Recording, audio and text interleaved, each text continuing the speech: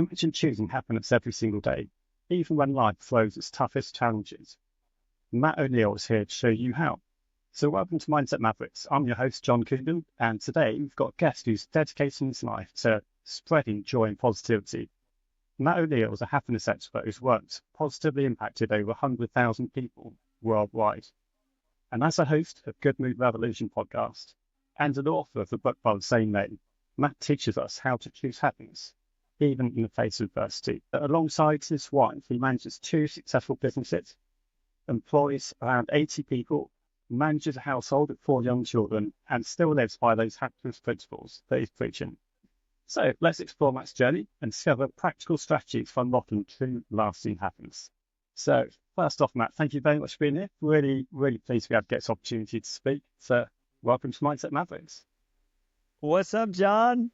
Man, so happy to be here. Thank you for that awesome introduction. That's awesome. Yeah, it's just so much we could delve into. And I think where I want to start off really is we're focusing on the happiness side today and spreading that positive message. So what is it that inspired you to become a happiness expert, and how did your journey into happiness begin? Yeah, a lot of unhappiness, a lot of bad moods, feeling bad, self-destructive, self-sabotaging choices, and then chasing what I thought would make me happy and finding out that it didn't actually. And that was money and status and power and success, all of the things that the world tells us is going to make everything better. And I think we all have to chase those things because society tells us that that's what we're supposed to do. And then if we get to what we thought was supposed to make us happy, like wake up and say, hey, this didn't actually make me happy. And at that point, we can start to ask ourselves some really powerful questions, such as, what is the purpose of our life here? What are we actually doing here? And then how can I feel so good every single day that I don't waste the time that I get? See, one of the things you touched on was just that you did have a lot of unhappiness, kind of focusing on those wrong things.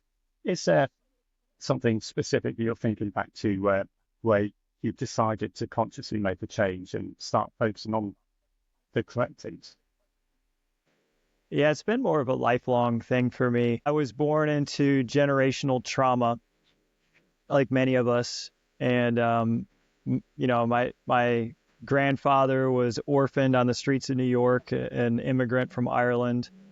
And he didn't have anybody to take care of him. And his family all died from tuberculosis. And he kind of felt like he didn't deserve a family.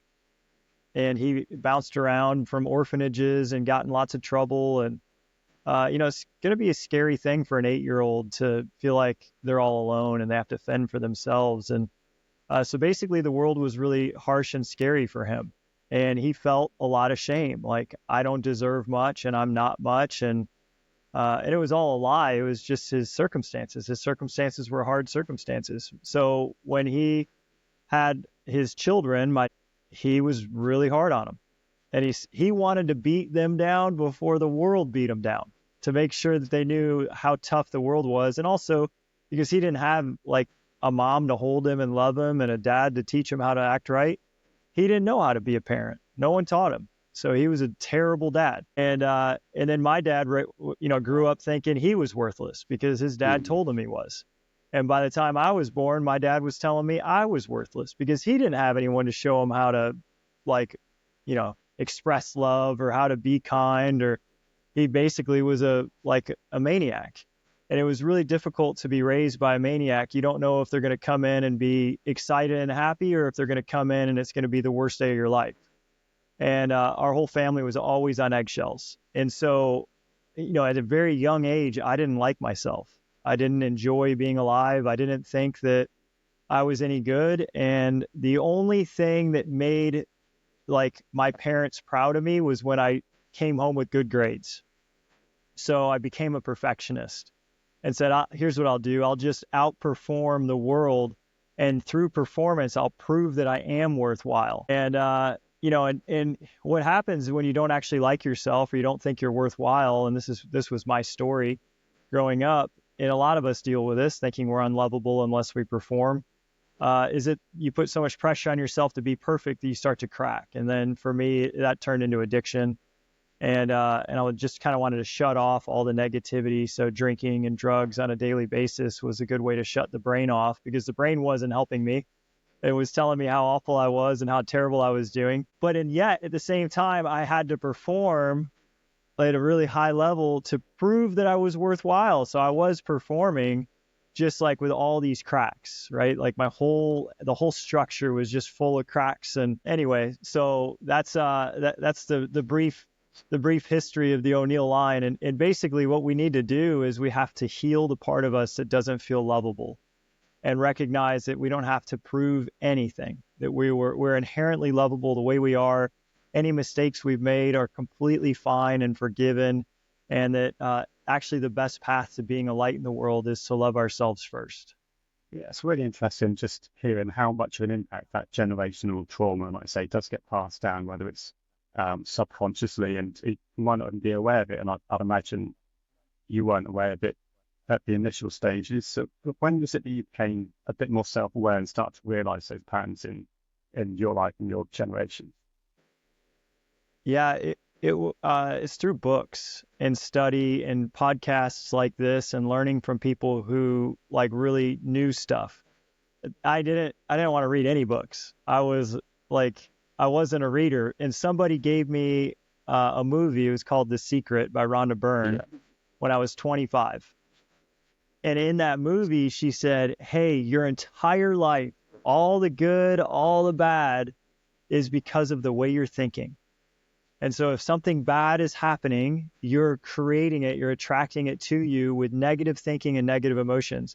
And if something really good is happening, good news, you're attracting that to you with positive vibration, high vibration emotions, and high vibration thoughts. And so I looked at my life and I was like, man, there's not a lot of good here.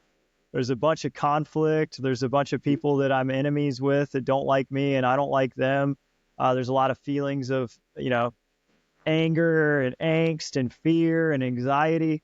I'm like, man, if I just change these feelings and these thoughts, my whole life could improve, right? So I really focused on how to change those feelings and how to change those thoughts. And then over the course of the next 2 decades, I just dove into self-improvement, learning from the greatest gurus in the world on how to make my mind a more beautiful place to be.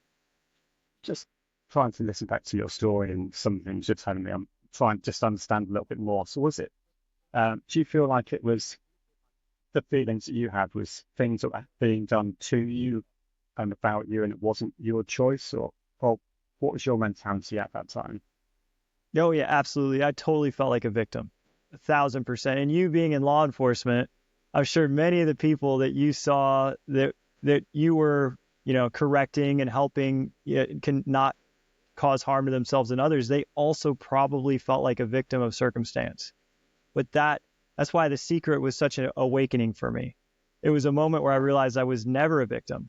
That in fact, maybe when I was 5 and my dad was a maniac, maybe then I was a victim. But once I became 18 and I became a man, it was now my responsibility to clean up any issues I had mentally and grow myself into a person that could have whatever I wanted. And this is the truth for all of us, is that we truly can have whatever we want. And the only thing that's stopping us are our own thoughts and our own emotions. Yeah, and I think that's one of the difficult things is having that realization of by taking that control and saying I am in charge of my own happiness. It's recognizing that you might have been responsible for some things that hadn't gone right in your life. And I think that's quite a difficult step to take. So can you think of some actionable steps that people can start to implement to change that mindset and start thinking more positively? Yeah, there's some super simple ones that we all know. But part of this is wanting happiness more than we want what's comfortable. And, obviously we understand that when we exercise, that makes our body feel good. Well, when we exercise our body, it also makes our mind clear. So I wasn't exercising on a consistent basis in my 20s. And through the self-improvement research, I started to realize that a consistent exercise routine was one of the best things I could do for my mental state. At this point, I exercise just about every single day of the year. I don't really know if there's a day that goes by that I'm not moving my body in some way. And it doesn't have to be like weights. You don't have to, for me, weights is one of the things I enjoy doing, but it could just be walking. You could just go for a walk every single day. But as we move our body and we exercise our body, our mind becomes more clear.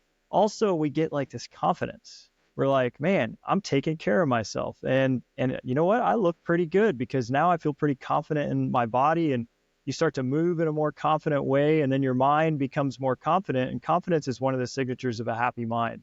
So very simple, but exercising the body on a really consistent basis is going to make us a happier person.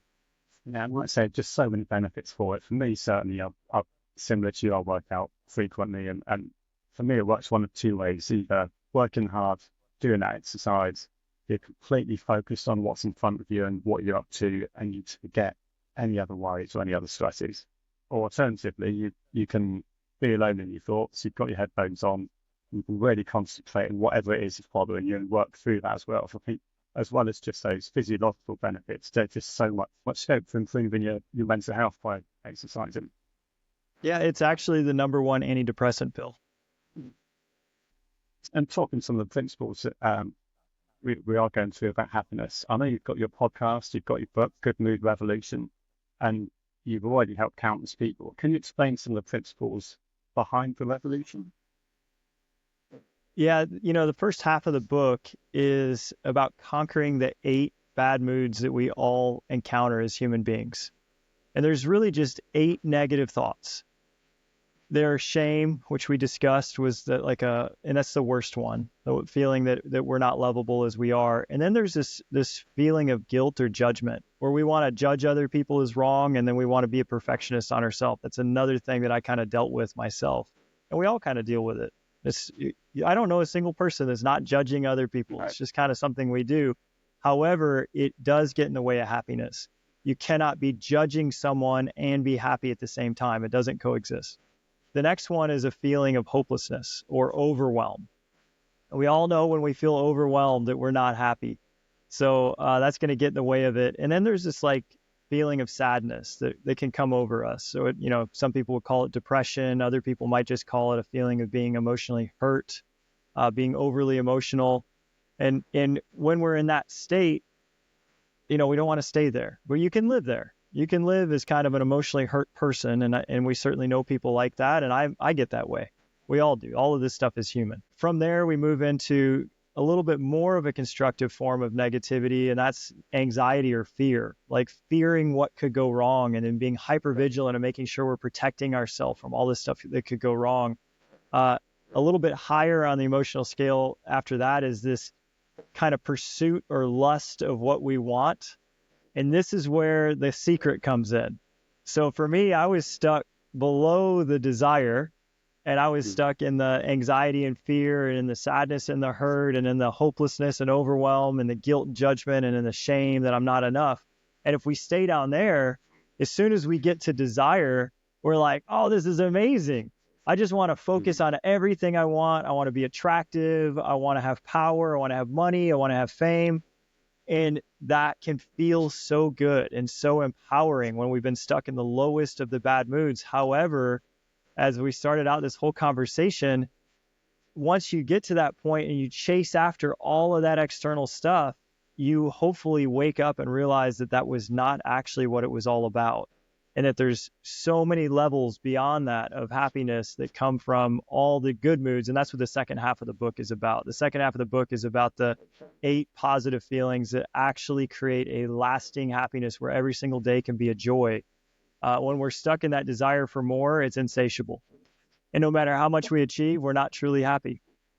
That's so many of those things you're saying about there that you can definitely see how social media is increasing all those feelings, all the feelings of dude, social media is the worst. Jealousy, of envy, and like I say, just comparison, judgment, and there's just so many of those things which are surrounding us completely every single day now. So how do you combat some of those? That's why we're in this mental health crisis too. I watched that movie, The Social Network, with my daughter, and the rate of teen suicide is up 400% just since the onset of social media. 4 times more teens are killing themselves because of social media. and the comparison comes from it. Well, it's not just teens that are being affected and making themselves feel awful. It's us. It's the adults that are also on social media that are making ourselves feel awful with this constant comparison and this constant, that's that emotion of desire or lust for more. It is insatiable and it is not happiness.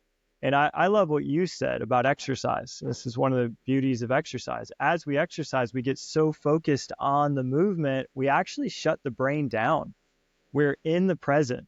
And when we're in the present moment is full of joy and opportunity and hope. It's only when we get into our head and we think we're not enough, and that's why we need something else, another goal, that's where we start to feel bad about ourselves as we are right now.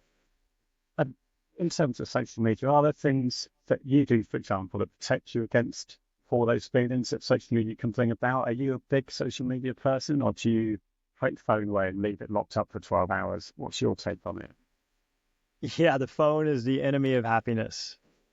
So again, it's the present moment is where happiness resides. You can only be joyful in this moment, right where you are with whatever's around you. Hopefully it's nature or someone you love or somebody that you care for, or even a stranger that you can express love to, or you're just experiencing yourself in a quiet, contemplative way, or a great book or a great podcast. In the moment, being engaged in what is happening around you is happiness. When we're like this at our phone and we're staring down, we're just living in our head. And there's a good line for this. When you're in your head, you're dead. You're no longer present. You're no longer happy. We cannot be lost in our thoughts about the future or the past and truly be experiencing happiness unless we're contemplating gratitude or how much we love life or how much we love somebody. So those are good thoughts to engage in, but most of the time our thoughts are kind of ruminating and telling us that we're not good enough and telling us what we don't like and telling us how we're not enough and what else we need to make ourselves feel enough. And those thoughts are just really repetitive. And that's usually what we're going through in our mind, especially with social media. So some practical things. I love talking about just what can we do to make it better? Again, through everything I've read, starting the day with our phone is not a good way to start the day. So at night, when I go to bed, I turn my phone on airplane mode. That way, when I wake up and the alarm goes off, I go to pick up my phone and it's on airplane mode. And I go to check all my apps and it says, your phone's in airplane mode. You can't do this. And I'm like, okay, well, I just protected myself from getting lost in my phone. And so I then moved to journaling and prayer and meditation and reading things that are going to make my mind expand and grow today without getting caught in the phone.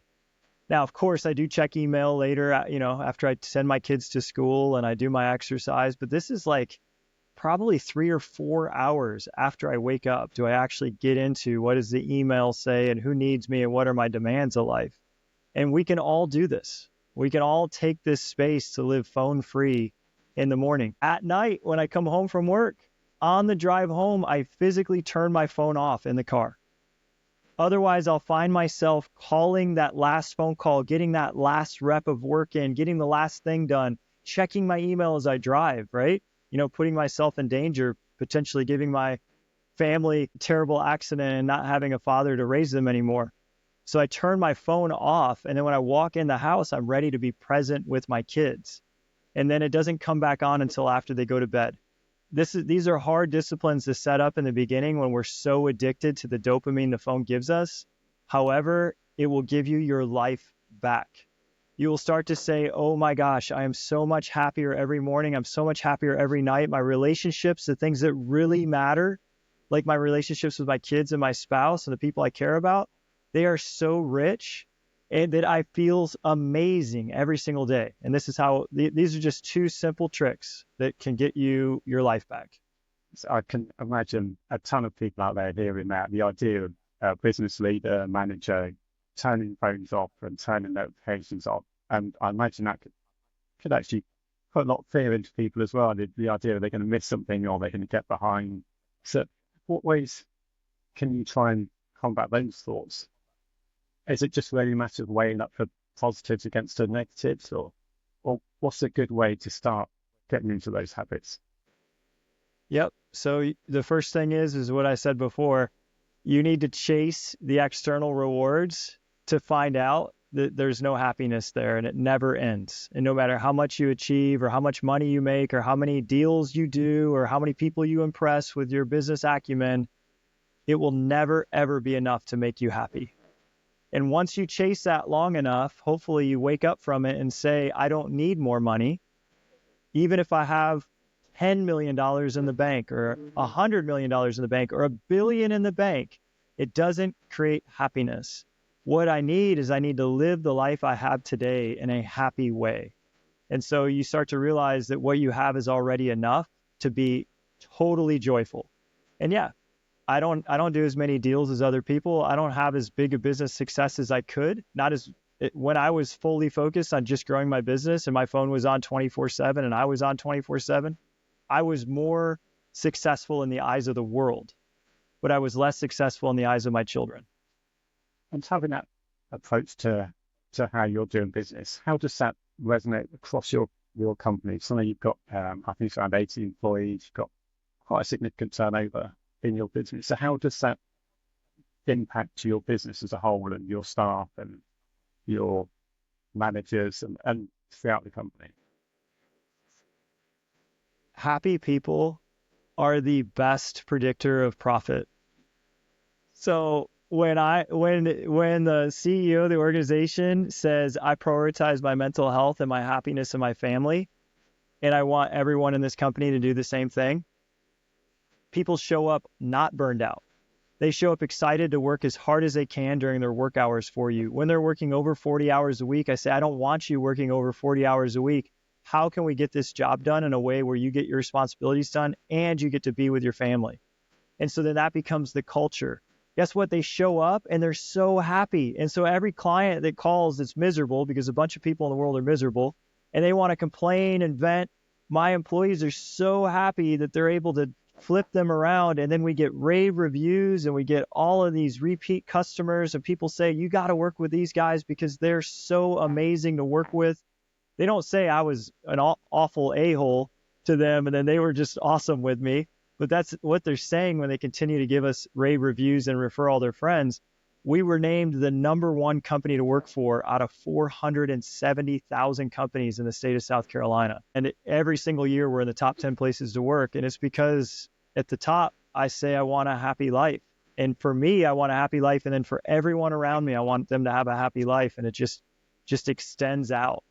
And so, yeah, Elon Musk has a different philosophy. He says, I want you to work 80 to 100 hours a week if you're going to work here. And if you don't fit the culture. I'm sure with all of his billions of dollars that he's a more successful CEO than I am. However, I wouldn't put anyone up against our company in terms of how happy and fulfilled we all are versus any other company. And is there certain policies that you put in place? Obviously, that's a significant achievement, being the top company to work for. So what policy did you put in place to make that the environment in your company? Have you got policies around like annual leave or working times or working from home, flexible working? What things have you done to make that a better place for employees? Yeah, I read Jim Collins' book, Good to Great, years and years ago. And my biggest takeaway from Jim, he said that the great enduring companies have just 5 core values and they live by them. And those 5 core values were something that we set up. And the first core value is integrity. We say what we're going to do and then we do it and we don't skimp. So to have an integrous person who's willing to act with honesty and always follow through, that's a really high level person that's not hung up on a bunch of negative emotions, because negative emotions cause sabotage. So number one, I'm hiring people who already have an emotional intelligence. And if they don't, I'm an expert at this stuff. And so I'm always giving coaching and teaching about how to feel better in your life. And then we attract other people that want to work in a place that values integrity. Our second core value is kindness. And as I said, people aren't always kind to us, but our response has to be kind. And here's the thing with core value 1 and 2, if somebody lacks integrity, we don't give them second chances. if somebody steals from us, if somebody steals from somebody else within our firm, if somebody harms a client intentionally, there's not a second chance for that. And, I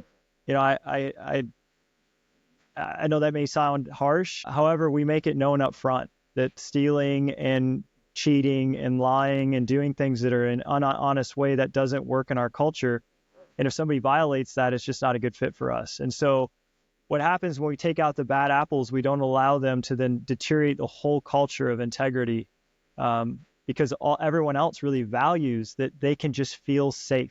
They can show up and feel safe, that no one's out there to harm them and that everyone around them is looking for their best interests. And then on kindness, of course, we have second chances. Kindness, some days life is tough, right? Some days you're going through some hard things in your relationship. Some days something's going on with your spouse or your child, and you show up to work with kind of the weight of the world on your shoulders, and you're not kind. However, it being a core value, our goal is to respond to that person with kindness and say, hey, what's going on? What's going on at home? What's going on that's creating this type of animosity with you right now? And typically it is something going on. Now, that being said, we've had to let people go who just perpetually cannot be kind. And again, if someone's unkind to to the staff members or to our clients, it's just not a good long-term fit. So those two core values right there, it sounds so simple, but just living by those two and like truly living by them has created the environment that made us the best place to work. But I think that's fantastic. And it's good to hear about you talking about responding to harsh comments or unkindness with kindness. So I think particularly with social media, you do see people trolling on social media or putting out those negative comments, and quite often it is actually they're the person who needs the most kindness back, and it is due to them not being happy. So it's really good to hear that's the culture you've got within your company. Well, yeah, every single interaction from somebody is either a loving gesture or they're crying out to be loved. That's all we care about, is to be loved or to give love. And so if somebody is being super rude, what they're really saying is, I need more love in my life and I'm not feeling it. So looking back at the experiences you've had growing up and those, the kind of thing it's saying, of not really having a safe environment in terms of physical safety and places to live and having those experiences, do you think you would have still turned out the same person you are now, or how do you feel that they positively impacted you now? Yeah, that's the full circle of it. One of my core beliefs is that I chose my parents. I chose the challenges that I was born into. When I was a victim and I felt like I didn't have the dad I wanted, and that God didn't love me and didn't care for me and didn't want to protect me, and in fact that I was looked down upon and that I was unfavored.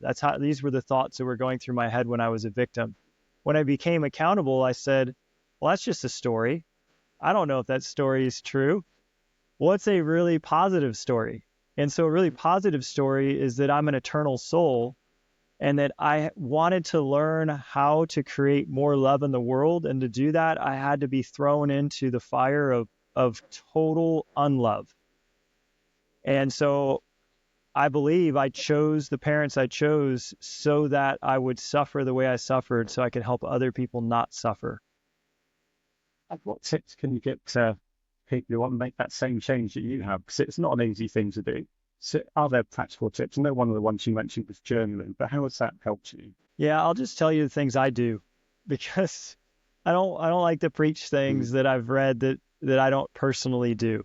But every single day, I write down 3 things I did well the day before. This is my first thing I do. I grab a piece of paper and I grab a pen and I just write down 3 things I did well the day before. This is a really important thing, and I don't even know where I got it, but I've been doing it for 15 years.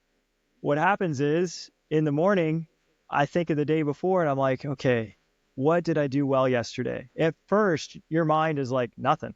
I didn't do anything well. Yesterday was a total disaster. It all went wrong. I don't think I accomplished anything. I was just running around and nothing good happened. But if you force yourself to come up with 3 things you did well, you'll think of them. And they could be small. Like, yesterday I cooked dinner for my family. My wife needed to get some work done, and I cooked dinner for my family. And then yesterday I skipped a work meeting because it was meet the teachers with my kids' school. And so I went in and I supported my children and I met their teachers. And then yesterday I played basketball with my friends and I actually hit the game-winning shot. And so even though the other game I didn't play that great, in that one moment when it mattered, they passed me the ball and I hit the shot.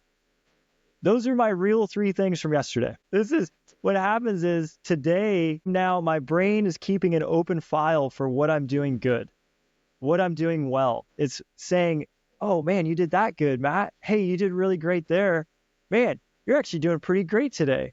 And you know what happens is I start to notice everyone around me and I'm like, man, John, you've got an amazing podcast. Dude, you're such a good host. I've been listening to your episodes and you're a great question asker and you really know how to keep a conversation going in a great direction. That's actually what I did when I got on the call with you today.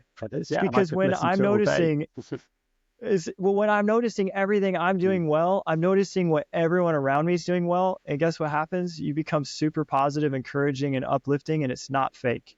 It's because you now have retrained your brain to notice what's good. And what's good is always available. So is what's wrong. But everyone else in the world can tell you what's wrong and judge and say that everything sucks and that this is bad and the world's going to hell in a handbasket and everything else they want to say. For me, I'm like, man, all I see around me is good. Everywhere I see people doing well. I see all this great stuff happening. And it's just a different lens. And it's because every morning I start the morning writing down 3 things I did well the day before. It changed everything. Yeah, and I love that take on it. You hear 3 things for gratitude frequently. That's one of the self-help things you see frequently reading books. But I've not really heard the 3 things I did good yesterday, and I think that's an amazing, an amazing task. So I'm really pleased to hear that from you. In terms of gratitude as well, is that something you do focus on? I know you've said about you recognizing good things in others, but is that one of the parts of the journey you've taken part in? I can't overdo gratitude. Yeah, gratitude has so many places in my life. It's actually the very first thing I do when I wake up. So I've got a sign next to my bed. It's been there again for 15 years. And it says thank you on it. And so when my feet hit the floor, my first foot hits the floor and it says thank. And my second foot hits the floor and I say you. And then as I'm walking to turn off my alarm, I'm saying thank you, thank you, thank you, thank you, thank you. All through the house, I'm saying thank you, thank you, thank you. If I had bad dreams, last night we were watching Deadpool 2, right? Super violent, super crazy movie, right? I might have had crazy dreams because of that movie. It doesn't matter if I wake up anxious or violent or angry because of what input I put in my mind. I change it with my first thought of the day being a thought of gratitude. Yeah, and then after I write my 3 things I did well, I do write 3 new things for this day I'm grateful for. And then before every single meal, we pray to God and we say, God, thank you for this blessing and thank you for that blessing and thank you for this food that we have in front of us and thank you for this day and thank you for the people here. And so I'm praying before I eat. I'm praying when I wake up. I'm praying in my journal, gratitude. We cannot overdo thank you. It is probably the signature emotion of happiness.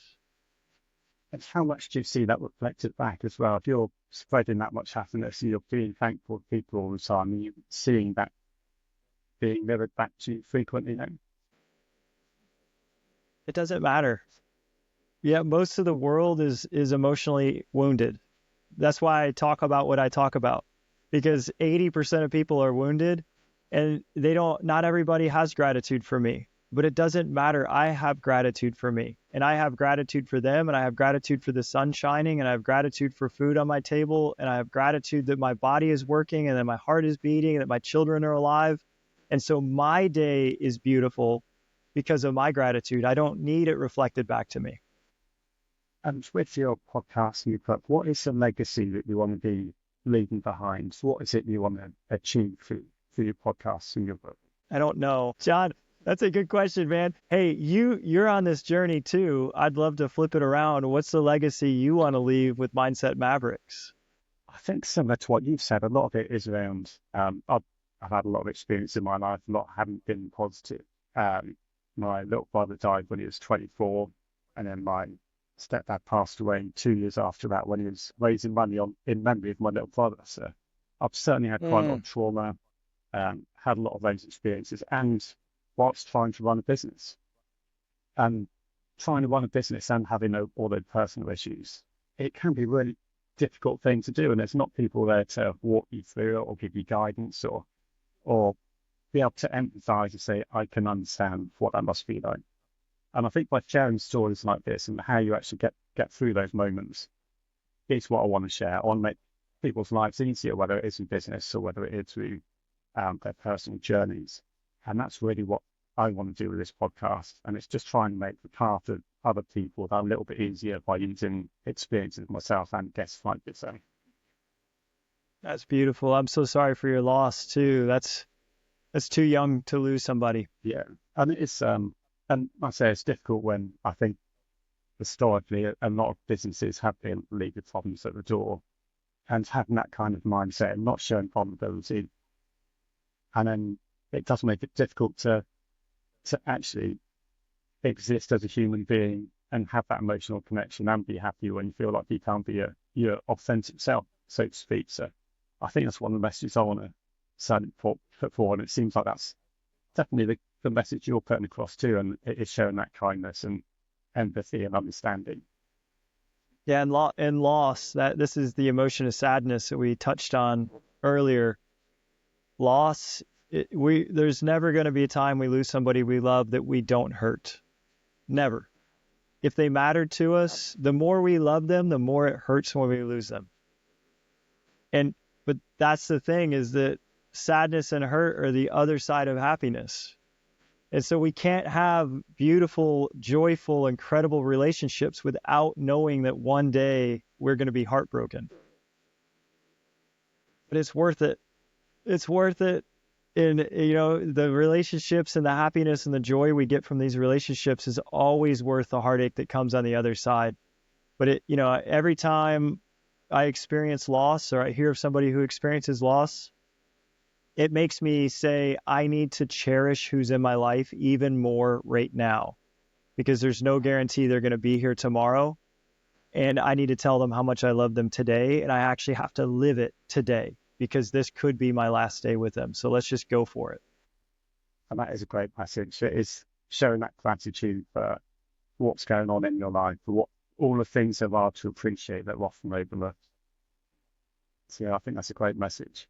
What I wanted to finish off with is just to give you an opportunity with any final messages you want to leave with our listeners.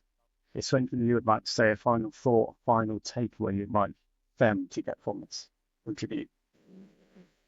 Yeah, the final takeaway is continue to listen to Mindset Mavericks. That John has got his heart and his soul aligned in the right place to continue to pour into you. I can tell you that from the way he's preparing to the way he's creating this entire show, it is one that is designed to make you the best that you can be. And I couldn't be more honored to be here with you today. Really appreciate the comments, and I can only echo it. I've been listening to your podcast, and yeah, I love the message you're putting out, so I'll definitely be a keen follower. If some of our listeners wanted to follow up and find out a bit more about what you're doing, where can we find out more information about you and your book? Yeah, the book is on Amazon. It's called Good Mood Revolution. And again, it goes into those 8 things that are keeping us from happiness. And then the second half is all about strategies to just stay happy. Like, we can't ignore that if we lose someone, we're going to be sad. We cannot ignore that. That's a truth. So just trying to shove those emotions on the rug isn't going to do it. We need to actually process those emotions. And that book teaches us how to do that. It's fantastic. And that's a great message you're putting out there. I'd love for all of our listeners to get your book and learn some of those important messages and just spread the positivity in the world. So thank you very much for being on. And I'm really looking forward to getting this released and getting our listeners to hear more about you. Thank you very much. Thanks, Sean.